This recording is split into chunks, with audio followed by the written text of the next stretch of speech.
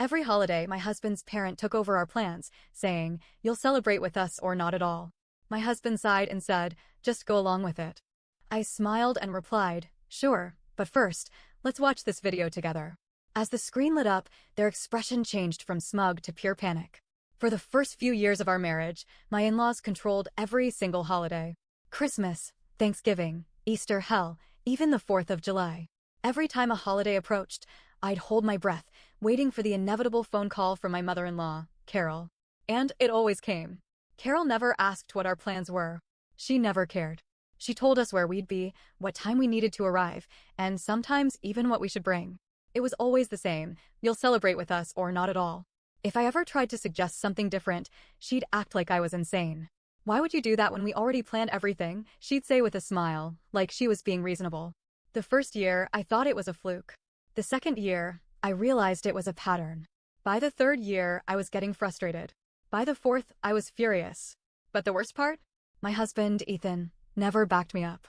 Whenever I brought it up, he'd sigh and say, "Just go along with it. It's not worth the fight. Not worth the fight. Not worth my family missing out on holidays with me. Not worth me feeling like a guest in my own life. Not worth the years of being treated like my side of the family didn't exist." I played along for too long. But last Thanksgiving, I hit my limit. And I got revenge. A few weeks before Thanksgiving, Carol called me. I already knew what was coming. "I've planned the entire menu," she said, cheerful as ever. "I know how much you love bringing a dish, so I'll let you bring the rolls." I almost laughed out loud. She was letting me bring the rolls. Not even homemade ones. Store-bought. As if I was some distant acquaintance, barely worthy of contributing to the meal. I took a deep breath. "Actually, Ethan and I were thinking of doing Thanksgiving on our own this year." Silence. Then, laughter. "Oh, sweetheart," Carol said, her voice dripping with condescension. "Don't be silly. You're coming here." I glanced at Ethan, hoping for some kind of support. But he was already rubbing his temples, sighing like this was all so exhausting for him. "Babe, just go along with it," he muttered. That was it. That was the moment something inside me snapped. I smiled. "Sure," I said sweetly. "But first, let's watch this video together." A week before Thanksgiving, I invited Carol and Greg, my father-in-law, over for dinner. They showed up, all smiles, thinking I had given in. They sat down, expecting a nice evening. Instead, I turned on the TV. The screen lit up. It was a video compilation, one I had been collecting for years. It started off simple. Little clips of Carol being her usual, controlling self. Her snapping at me over the way I cooked mashed potatoes. Greg mumbling that wives should be seen and not heard. Yes, he actually said that. Then, things escalated. Carol snooping through our bedroom last Christmas. The security camera caught her digging through my jewelry box and opening my nightstand drawers. Greg making racist comments about my cousin at Easter dinner, which he later denied ever saying. Carol mocking Ethan behind his back, calling him spineless for letting me have an opinion. The grand finale, a recording from my car dashcam. The night before my wedding, Carol had no idea my car recorded audio. But the camera caught her saying, "I give it 6 months. He'll divorce her and find a proper wife." Silence. Pure, dead silence. Carol's face drained of color. Greg's mouth actually fell open. Ethan looked like he had just been slapped. Carol was the first to break. Where did you get this?" she stammered. I shrugged. "You know me. Always prepared." Ethan turned to me, his mouth moving like he wanted to speak, but couldn't find the words. "Why didn't you show me this before?" he finally asked. I tilted my head. "Would you have believed me?" He didn't answer. Carol scrambled for damage control. "You have to delete that." I smiled. "Oh, Carol. Sweetheart. Don't be silly. I've already backed it up." Panic. Pure, delicious panic. Greg turned to Ethan. "Son, you need to handle this." Ethan was still staring at the screen, eyes wide. It was like he had just now realized his parents weren't the perfect, innocent people he always defended. Carol tried again. "You wouldn't do anything rash with that video, would you?" I leaned in. "Of course not," I said, still smiling. "But Ethan and I will be spending the holidays however we want from now on. And if you try to guilt trip us or threaten us or God forbid snoop through our things again," I picked up my phone. "I might feel generous and send this to the entire family group chat." Carol's face twisted into something between rage and fear. Greg just looked defeated. They left without another word. Ethan sat in silence for a long time. Finally, he exhaled. "Holy sh*T. I shrugged. "Now do you see why I was upset?" He nodded slowly. "Yeah, I think I do." For the first time in our marriage, Ethan actually stood up to them. For the first time, I felt free. But this wasn't over yet. Because Carol? She wasn't the type to back down without a fight. Carol and Greg left that night without another word, but I knew that wasn't the end of it. Carol wasn't the type to take a hit and walk away. I expected the calls to start the next morning. But they didn't. A full day passed. Then 2. Then 5. Nothing. At first, I thought maybe, just maybe, they had accepted defeat. Maybe they realized they had overplayed their hand, that they had lost control. I should have known better. Because on the 6th day, Ethan's phone buzzed in the middle of the night. Then again. And again. At first, he ignored it, groggy and half asleep. But then, the buzzing didn't stop. It was continuous. A deep, sinking feeling settled in my stomach. I rolled over, watching as Ethan sat up and grabbed his phone. His eyes adjusted to the brightness of the screen, and the second he saw whatever was there, his face twisted. What the hell? I sat up. What is it? He didn't answer right away. Just stared at his screen, scrolling. I reached over and snatched the phone from his hands. And there it was. The group chat was on fire. Messages were flying in from aunts, uncles, cousins. Did you see what Carol posted? OMG, Ethan. WTF is going on? Is this true? You should be ashamed. Confused, I scrolled up. And my blood ran cold. There, pinned at the top of the group chat, was a long, dramatic Facebook post from Carol. A masterpiece of manipulation. The post started off innocent. Family is everything to me. I've always done my best to bring everyone together, to make the holidays special, to create lasting memories. Then, the turn. But sometimes, people change. Sometimes, they let the wrong influences into their lives. Sometimes, they become cruel. And then the full-on attack. My son has been taken from me. Brainwashed. Controlled. He's turned against his own blood, and I am devastated. Heartbroken. Betrayed. She went on, talking about how I had poisoned Ethan against her, how I was a master manipulator who had been plotting this from the beginning. And then, the final dagger. A real mother never stops fighting for her child. I will always love my son, even if he's lost to me now. But I pray that one day, he sees the truth before it's too late. The comments were flooded with sympathy. I'm so sorry, Carol. You don't deserve this. Stay strong. He'll come back to you. Some people just want to destroy families. The worst part? Some of Ethan's own relatives were eating it up. Not all of them, but enough. I scrolled through, disgusted, and spotted messages from his Aunt Margaret, his cousin Josh, even his own brother, Ryan. His own brother. You guys are really doing this? Cutting off your own parents? Over what? They love you, man. You need to think about this. I clenched my fists. She's flipping the script, I muttered. Making herself the victim. Ethan's face was pale. He looked like someone had just punched him in the gut. I don't understand, he whispered. I did. Carol had lost control of Ethan in private.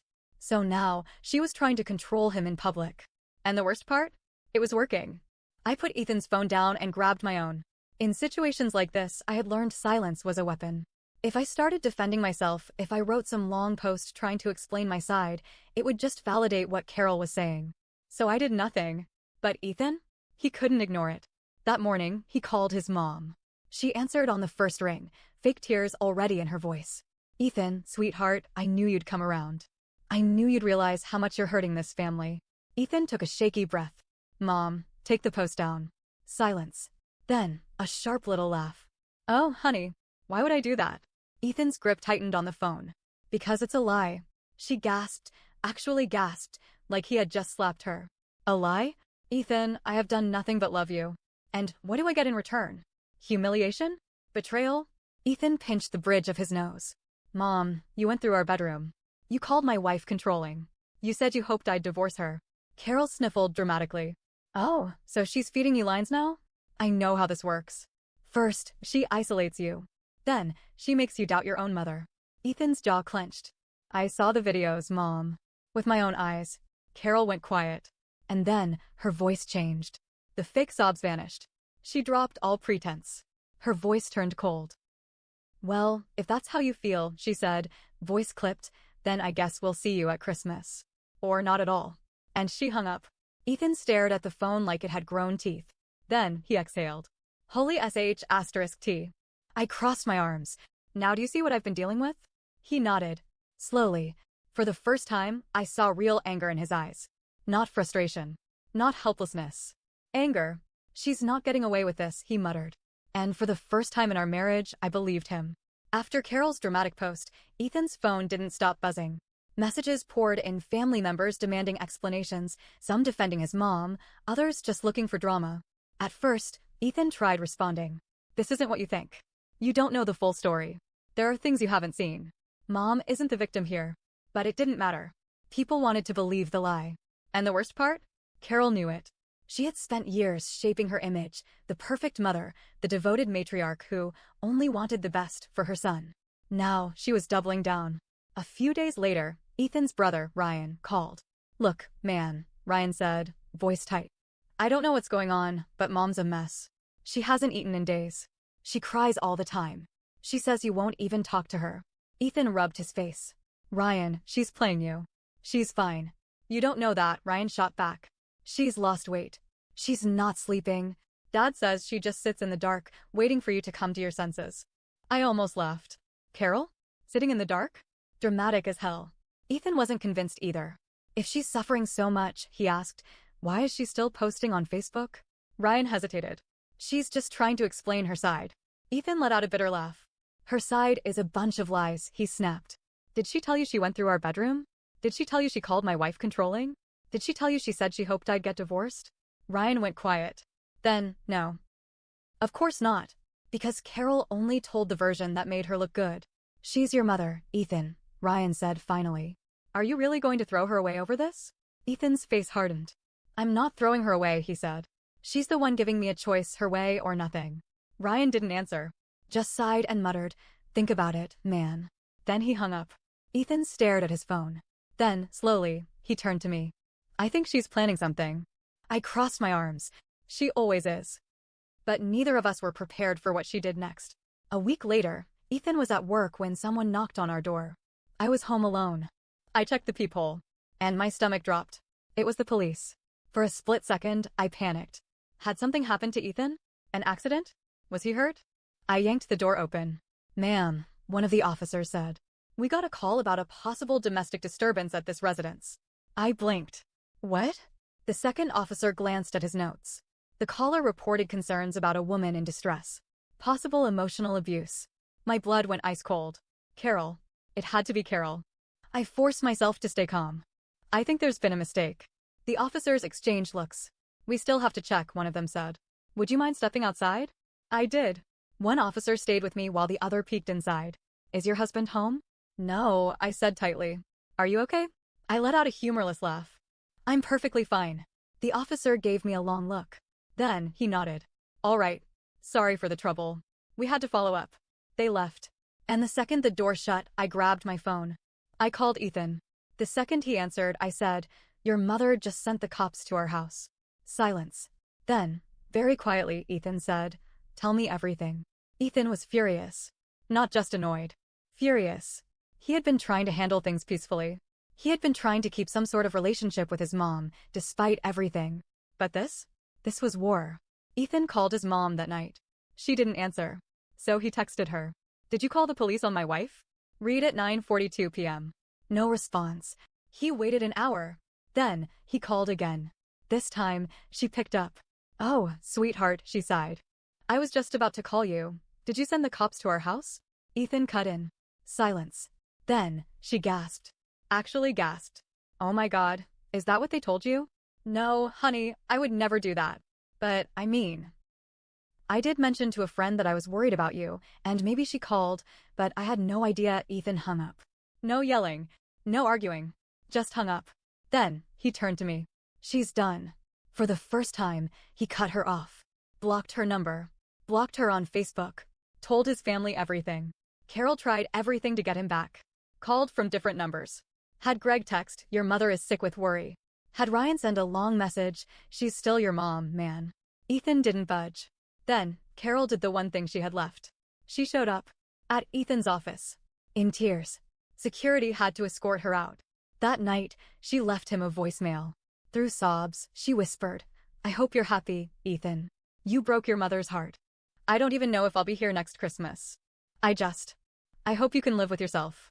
When Ethan played it for me, I waited for him to react. For him to sigh. To look guilty. Instead, he just shook his head. She's never going to stop, he muttered. I put my hand on his.